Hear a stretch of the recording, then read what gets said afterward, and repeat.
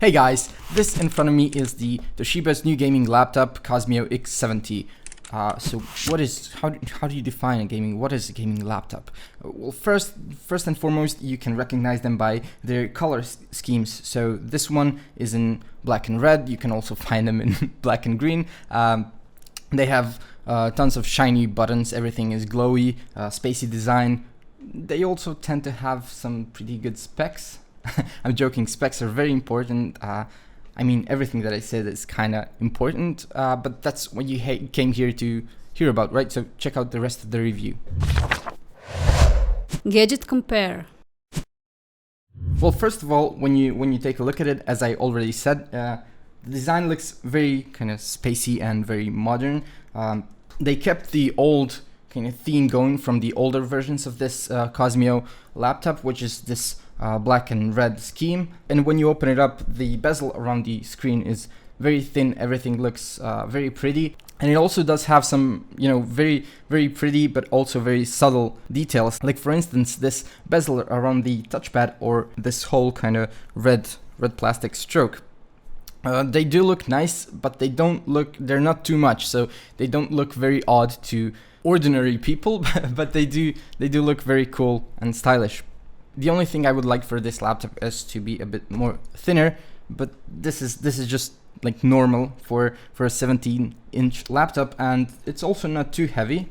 I mean, it's not light, don't get me wrong. You won't be able to carry it around as you would, for instance, your regular notebook laptop, but this is nothing unexpected. But you'll definitely feel the weight in your bag. The question is, will it even fit in your bag? And as just for the materials, the Toshibas, this is kind of classic for them. They use this light aluminum on all the surfaces except for the bottom, which is just kind of this rigid, hard plastic.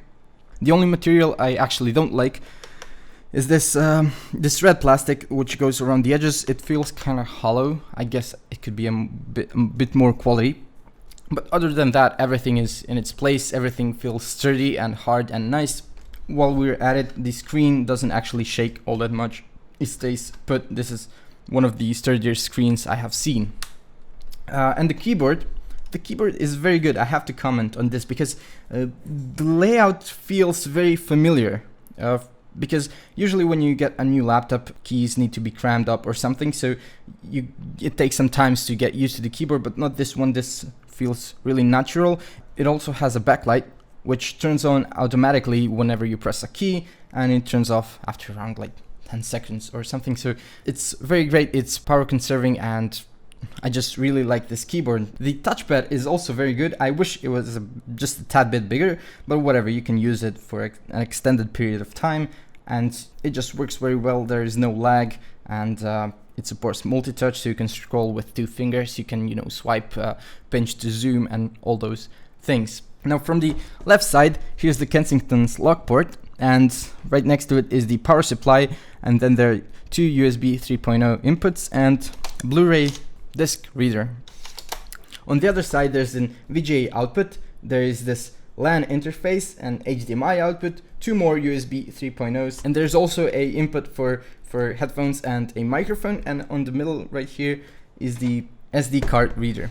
Now this screen has a high 1080p resolution, which makes it really pretty, and everything just looks very crisp and clear, but the visibility is not the greatest. The colors do look very good, but the screen is shiny, and whenever you're viewing it from whatever angle, well, first of all, there's this glare which makes it hard to see, and also the colors distort when you're looking from the top or the bottom, left or right. The battery is also just very, very poor. It barely gets a pass. I mean, it lasted for like 3 or 4 hours at most, and half of that time I wasn't even using the laptop. It was just being there on the table. And knowing myself and people that will use this kind of laptop, I can tell you, we love lots of stuff going on. We have 15 different applications running at the same time, so this is very bad. I think they could have done much better, but at least you can remove the battery, which gives you kind of sense of a security. If anything happens, you can easily replace it. So there's that. Now for the specs, this baby runs Intel's Core i7 quad processor. It has 16 gigs of RAM, it has a terabyte of hard disk drive space, and it has Radeon's X265M graphics card. So it's really a beast. It's really powerful laptop, and if those specs don't mean nothing to you, then I think this is not for you. And if they do, I can just tell you that this works really well. You can really like multitask a lot. You can have 15 different tabs open in your Explorer. You can have a bunch of applications and programs running at the same time. So this guy won't freeze and won't even lag at all. I also tried out some games, Crysis 2 in fact, the game which is barely 4 years old. I did play in Crysis 3, but I don't actually have the game on Steam. Anyways, the game works great, even on maximum quality. So that makes me think it could even run newer games. But that being said, I did try out Assassin's Creed Unity, which crashed all the time. So I'm not sure if there is a way to make it work, because I didn't have the time to tinker around with it, with the driver settings. So yeah, take it as you will. And the last thing I want to comment about is, the heating, which this laptop really heats up a lot, and I don't like it. Even this surface right here, like right from the touchpad, it gets really hot. So when you're typing or just having your hand here, I don't know, it just annoys me a lot. And I'm not sure if you can hear it right now. It's just being here on the table, not doing anything, and I can kind of hear it buzzing. The cooling is not that great. It heats up a lot.